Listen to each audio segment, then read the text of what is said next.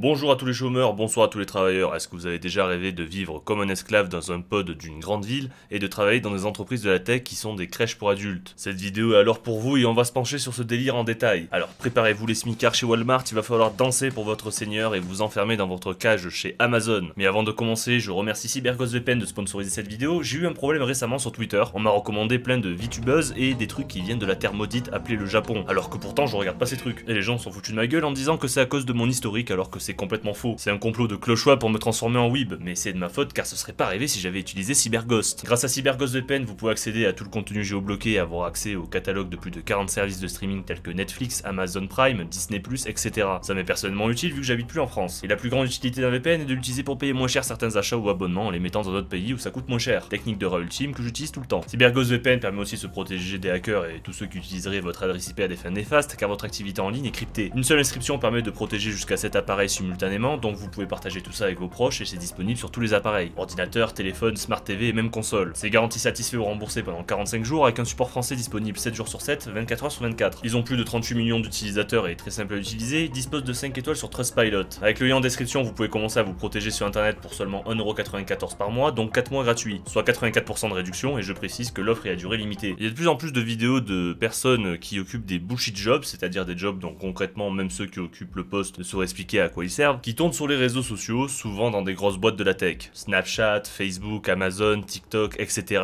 où ils présentent leur lifestyle incroyable dans ces grandes villes et dans ces entreprises. Au programme Uber, Starbucks, brunch et des factures à 169$ en un jour pour juste se nourrir et se déplacer. Dans ces entreprises, il y a des toboggans, des frigos où on peut se servir de délicieuses boissons qui filent le diabète et qui te rendent débile par la même occasion. Et c'est pas moi qui le dis, c'est la science. On se sent zététicien quand on donne des sources. Il y a aussi des distributeurs de bonbons illimités, des salles avec aucun bruit pour se détendre avec ses envies suicidaires.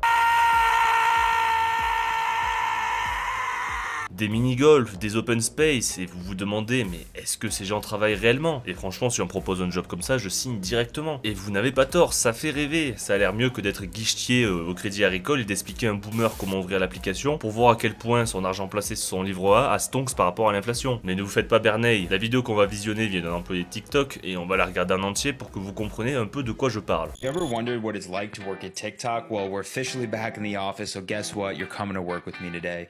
Pulled up to the LA office around 9 a.m. and had a key card in. In the main lobby, there's this awesome neon sign with our logo and this huge LED screen that always changes. Had to get a drink real quick. There's like a bunch of different options. I grabbed green tea, needed some caffeine. And then I went to a quieter section where I could find a desk and do my morning work, answer some emails. Then we went up to the kitchen and saw my friend Sean and his dog because we heard there were donuts up there. There were so many different types from Randy's. They were amazing. Saw my friend Carlos, had to throw a quick dap, of course. And then I ate the donut, maple bacon, had a few different ones. They were awesome.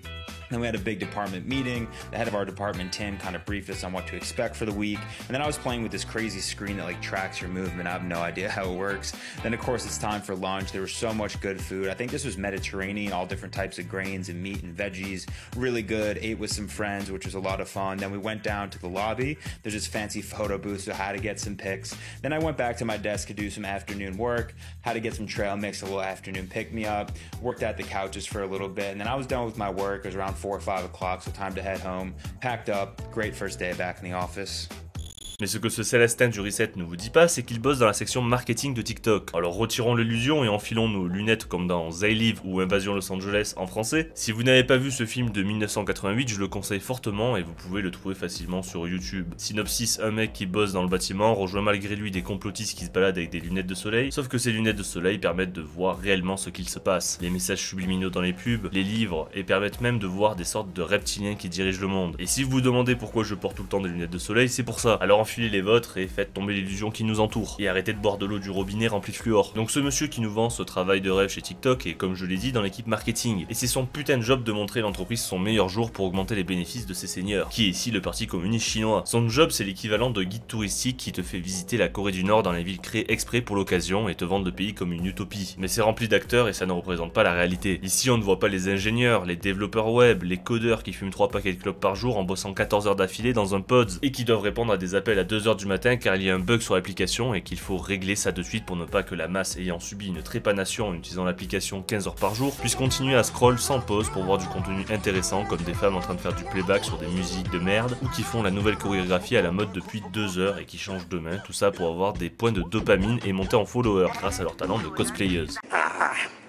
D'ailleurs, ces petits malins du Parti communiste chinois n'ont pas mis le même algorithme en Occident que chez eux. En Chine, les gens sont bombardés de contenu intéressant qui pousse les jeunes à apprendre des trucs. Chez nous, on a le droit à une inondation de dindes qui font des chorégraphies pour sauver la planète. Et maintenant, réanalysons la vidéo de TikTok avec nos lunettes de soleil. Donc, tous ces trucs de distribution de nourriture, de boissons, de bonbons, de beignets, d'open space, où tu es nomade même dans ton bureau et où tu n'as aucun endroit tranquille à toi pour pouvoir bosser, c'est l'un des plus gros attrape-pouillons que j'ai pu voir. Ce que je vois, c'est que concrètement, rien ne justifie qu'il bosse là-bas. Il pourrait faire tranquillement son job depuis chez lui. Mais c'est bien plus intéressant d'avoir ces esclaves à portée de main au bureau pour leur faire des heures sup dans leur job de merde, qui n'ont absolument aucun but ni sens la plupart du temps. C'est juste répondre à des mails que des bots ne sont pas encore capables de répondre d'eux-mêmes. Voyez ça comme des distributeurs de dopamine, c'est complètement diabolique. Imagine t'habites dans une grande ville de merde avec tous ces inconvénients, saleté, craquette, embouteillage, t'es ultra cher, tes seuls potes c'est tes collègues de travail que tu vois toute la journée et aussi après le taf car l'entreprise te suggère de faire des activités de cohésion de groupe, puis tu retournes dans ton pod, t'as envie de te foutre en l'air et le seul boost de dopamine que tu as dans ta vie de merde vient de distributeur de conneries dans ta boîte. Et t'associes maintenant ton taf à ce peu de dopamine que tu reçois et comme un junkie, dès que ta dopamine baisse, tu retournes te chercher un café macchiato ou un beignet pour pouvoir continuer à bosser. Dès qu'on t'annonce que tu dois rester jusqu'à 20 h pour faire une réunion à la con ou tu dois chanter avec tes collègues, tu as le droit à ta dose de sucrerie pour te donner un peu de bonheur. Certains commentent même sur les réseaux sociaux qu'on leur offre des pizzas en échange d'assister à des conférences durant la pause entre midi et 2. Une pizza à même pas 10 balles en échange de ton temps. C'est pour ça que tout dans ces entreprises est infantilisant et que la société nous pousse à être infantilisés car il n'y a que des gosses qui acceptent de bosser en échange de bouffe, ou si tu es dans un camp de travail du CCP.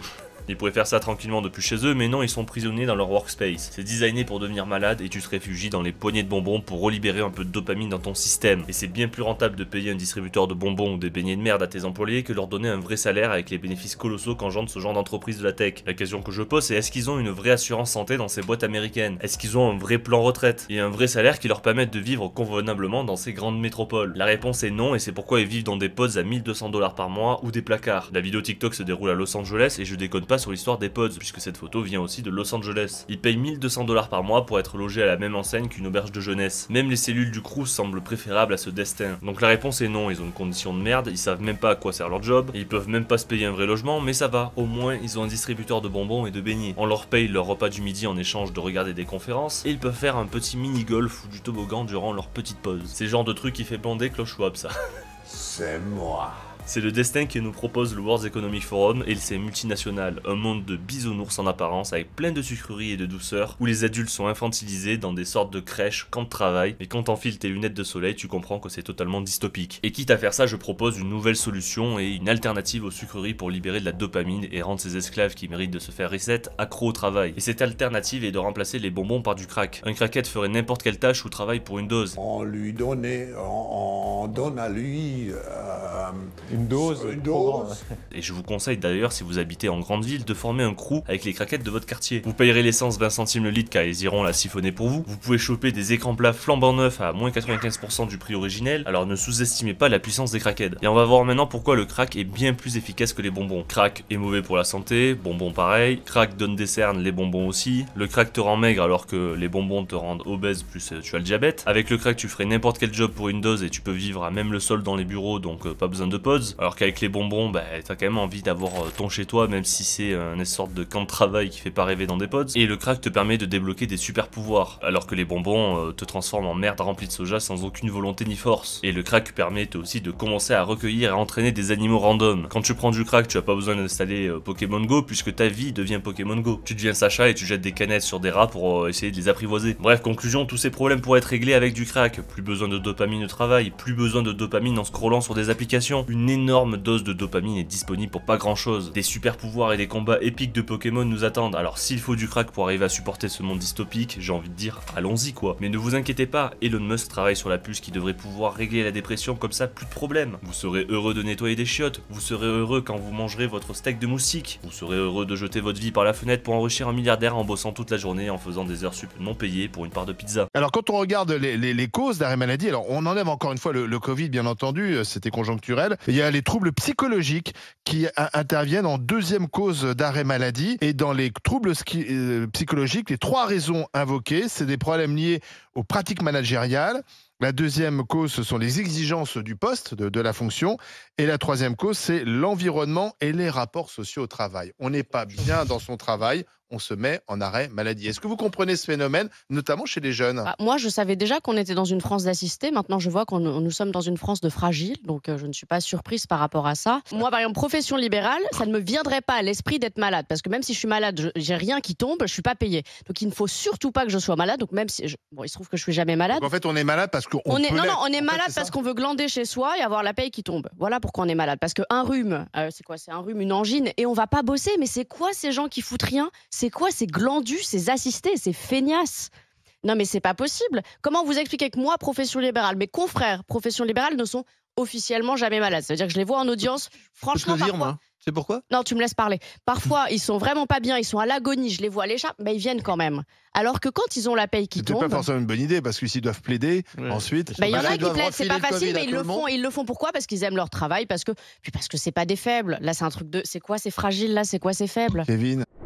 Quand je vois cette pétasse dire que les gens sont feignants de faire des arrêts maladie alors qu'on te dépouille de 25% de ton salaire pour ta santé et que tu génères dans certaines boîtes ton salaire en 2 jours de travail et le reste du mois ça part directement dans la poche du patron et de l'État. Alors tu m'étonnes que les gens n'aient pas envie de bosser. Paye les gens avec un fixe plus un pourcentage de ce qu'ils génèrent et tu verras si les gens se mettent en arrêt maladie pour un rhume. Si les gens se foutent en arrêt pour dépression ou par rapport aux conditions de travail, c'est que peut-être il y a un problème. Je le redis, pourquoi certaines jobs permettent de faire du télétravail mais on oblige les gens à venir au bureau dans des grandes villes avec des loyers exorbitants où les gens habitent dans des cellules de 30 à 40 mètres carrés pour 1500 € par mois, voire même des pauses. Vous savez ce que vous pouvez avoir à la campagne pour 1500 € par mois ? Des putains de villas piscines de 150 mètres carrés, voire plus. Tu peux même faire un crédit avec ce genre de tarif et te payer ta propre baraque au lieu de jeter ton pognon dans le vent dans des locations de cellules et que tu posséderas jamais. Ça sert à rien de foutre des toboggans, des mini-golf ou des happiness managers qui est un des plus gros bullshit jobs de la planète dans ton entreprise. Si tu veux que tes employés soient heureux et arrêtent de se foutre en arrêt maladie pour dépression, laisse-les faire du télétravail depuis où ils veulent et paye-les à l'objectif au lieu de les payer en heures. Tu m'étonnes que les gens ont envie de se foutre en l'air en habitant dans un 40 mètres carrés avec la moitié de la paye qui part dedans. Lui s'entasse dans les transports en commun des grandes villes tous les jours. Je sais que c'est pas forcément possible pour tous les jobs, mais là je parle de ce genre de taf de bureau ou dans la tech. C'est ridicule et contre-productif de faire tout ce bordel. Putain, mais en plus ce calcul est pourtant simple. Une entreprise qui se base sur du télétravail économise sur l'infrastructure et les bureaux qu'elle doit payer, car elle n'a pas besoin d'avoir un bureau gigantesque pour accueillir tous les employés. Elle n'a pas besoin d'embaucher des happiness managers à la con qui te font faire des activités de merde de cohésion de groupe. Pas besoin de payer de toboggans, distributeurs de bonbons et autres trucs à la con. L'employé décide de là où il habite et peut faire son job d'où il veut, que ce soit à la campagne où les loyers sont bien moins chers et la propriété plus accessible, ou chez ses parents s'il a envie d'économiser, et même s'il a envie dans un autre pays genre Mexique avec un appartement avec vue sur la mer pour 700 € par mois. Et de les bloquer à faire des putains d'horaires fixes qui sont complètement absurdes quand tu peux bosser l'objectif, ça me fait péter les plombs. C'est quoi l'intérêt de bloquer 8 heures au bureau quelqu'un qui est capable de remplir le job qu'il lui a signé pour la journée en 4 heures parce qu'il est plus rapide, plus compétent? Aucun intérêt, il se retrouve à buller et à faire semblant de travailler. Je déconne pas, regardez cette photo, la meuf fait semblant de bosser, elle est sur la page principale de Google. Combien de gens font semblant de travailler parce qu'ils n'ont plus rien à faire de la journée, mais vu qu'ils sont payés à l'heure, ils sont obligés de faire semblant. Laisser les gens se barrer et faire autre chose de leur vie, ils sont beaucoup plus heureux de cette façon. Ça change rien au revenu de l'entreprise que quelqu'un accomplisse la tâche qu'il lui a signée pour la journée en 4 heures ou en 8 heures. Chacun a une rapidité de travail différent, et si t'as fini ton taf de la journée plus tôt, tu te barres. Tu vas faire du sport ou une activité pour te détendre et tu verras que les gens accompliront leur taf plus rapidement, plus efficacement, le feront avec plaisir et arrêteront de se foutre en arrêt maladie pour dépression. Tu gagneras forcément sur le long terme. Quand je paye un mec pour faire le montage de mes vidéos, j'en ai strictement rien à foutre de savoir quand il fait, que ce soit à 8 heures du matin ou à minuit, où il est et combien de temps ça lui a pris. Il a une deadline, il me dit son tarif, je le paye et basta. Et si j'ai les moyens d'embaucher des gens à temps plein, d'ailleurs ça risque d'être le cas très bientôt, et je suis hype à mort qu'à la qualité et la cadence va vraiment augmenter, ben ça sera pareil. Vous pensez sérieusement que je vais m'emmerder à perdre de la thune à louer un local et les foutre dans un bureau de 8h à midi et de 14h à 18h? Non, ça n'a aucun putain de sens. Voilà ton objectif pour la semaine, tu le fais en 2 jours, en 5 jours, à Bora Bora si tu veux, j'en ai rien à foutre, et voici ton salaire. Si tu fais ce que je demande plus vite que prévu, va profiter de ta vie. Je vous jure que ça me rend fou, car je le redis, je sais que pas mal de jobs n'ont pas cette possibilité de bosser de cette façon, mais par contre il y a trop d'emplois où c'est possible et on continue à les faire bosser de cette façon archaïque et complètement stupide. Et ce qui est le pire dans cette histoire, c'est que les entreprises perdent de la thune à fonctionner comme ça. Et elles gagneront sur le long terme puisque les gens arrêteront de se foutre en dépression tous les 6 mois parce qu'ils n'en peuvent plus. Alors tu m'étonnes que les gens soient dépressifs dans cette société. La médecine moderne considère la dépression comme une simple maladie, comme une grippe qu'on peut soigner avec des médicaments, ou bientôt une puce, alors que c'est absolument pas notre cerveau qui nous indique que quelque chose ne va pas dans notre vie et que l'on doit y remédier pour être dans une situation plus confortable et qui nous convient le mieux. C'est ce que notre société n'arrive pas à comprendre ou ne veut pas comprendre avec la dépression et la soigne très mal, car c'est plus rentable de vendre un abonnement à vie à des médocs qui ne servent à rien que de traiter le problème. Ce n'est pas juste juste je vais pas bien, ça passera demain, hop, je prends un Xanax. C'est que quelque chose dans notre vie nous rend comme ça. Et ce quelque chose qui nous rend comme ça, c'est qu'on bosse dans des conditions de merde, que notre société a détruit les relations humaines, comme ça tu as personne avec qui manger entre midi et 2, et donc tu te retrouves assis à des conférences sans être payé pour une part de pizza. Le soir, au lieu de te poser en famille ou de sortir avec des potes, tu vas faire des brunchs de cohésion d'équipe où tout le monde est sous antidépresseurs et sont là uniquement car ils n'ont pas d'amis en dehors du travail. Alors oui, une puce qui redirige nos circuits neuronaux pour nous faire croire qu'on est heureux, ça semble bien sur papier, mais c'est comme le crack. Si on en a besoin, c'est qu'il y a un problème de base. Et ces deux solutions reviennent à mettre du scotch sur une tasse pétée. Ça ne fonctionne pas, ce n'est pas beau, et tu es obligé d'en remettre constamment vu que ça n'arrête pas de fuir. Alors que la meilleure solution est d'accepter que la tasse est cassée, arrêter de se voiler la face en repoussant le problème à demain, et trouver comment la réparer, comme la pratique du kintsugi au Japon. Au lieu de jeter l'objet cassé, on le répare avec des jointures en or. Cela relève d'une philosophie qui prend en compte le passé de l'objet, son histoire, et donc les accidents éventuels qu'il a pu connaître. La casse d'une céramique ne signifie plus sa fin ou sa mise au rebut, mais un renouveau, le début d'un autre cycle et d'une continuité dans son utilisation. Il ne s'agit donc pas de cacher les réparations, mais de mettre celles-ci en valeur. Merci Wikipédia. On doit fonctionner pareil pour traiter la dépression, accepter nos blessures, les soigner, les utiliser comme force dans notre personnalité. Même les pires épreuves dans notre vie peuvent être une force dans laquelle on peut puiser plus tard. Et il ne faut pas avoir honte des cicatrices de nos expériences douloureuses, mais en faire des jointures en or comme le kintsugi. Tous les artifices qui nous font croire le contraire ne régleront jamais le problème, mais pâturant les conséquences comme du scotch. Donc si vous êtes dépressif, identifiez pourquoi vous l'êtes et faites en sorte de changer la cause, que ce soit votre travail, une relation ou un ancien trauma. Je sais que c'est dur, que c'est pas facile, mais c'est un sort préférable qu'une vie d'agonie. Et je remercie encore CyberGhostVPN de soutenir la chaîne via ce partenariat. Je rappelle que le lien en description est disponible pour profiter d'une réduction spéciale. Protégez vos données et vous pouvez aussi avoir accès à du contenu géobloqué, le tout pour seulement 1,94€ par mois. Tout ça pour une durée limitée. Bref, après ce passage où je me suis senti philosophe, on va conclure la vidéo. Donc choisis ton chemin homme moderne, celui d'une infinité de dopamine pour masquer ton taudis de craquette qui est ta vie, ou affronter tes problèmes et trouver des solutions. S'il y a de plus en plus de gens dépressifs dans la société alors qu'on est censé avoir accès à tout, c'est que quelque chose ne va pas avec celle-ci et que ce n'est pas tout qui est censé nous rendre heureux en tant qu'être humain. Allez, on se dit à une prochaine fois pour une nouvelle vidéo. Bonne journée à tous les chômeurs, bonne soirée à tous les travailleurs. Salut mes potes.